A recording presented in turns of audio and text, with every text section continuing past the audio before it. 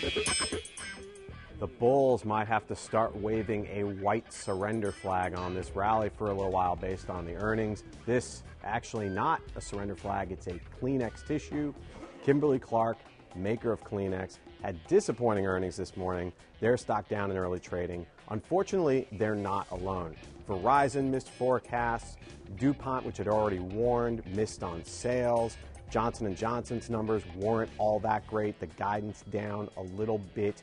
Travelers, the big insurance company, also somewhat lackluster. And that's a little bit of a disappointment, especially when you consider that Travelers, Verizon, DuPont, Johnson & Johnson, all Dow components. The only Dow component that actually had some pretty decent results was McDonald's. They beat on earnings and sales, but still the stock wasn't moving all that much in early trading. McDonald's was such a big winner last year. I think a lot of the good news is already expected, so it's going to take a lot more to drive that stock higher. What does this all mean? I hate to be the one that rains on everyone's parade. We've had a great start to 2012, but the U.S. economy, while getting better, is still sluggish.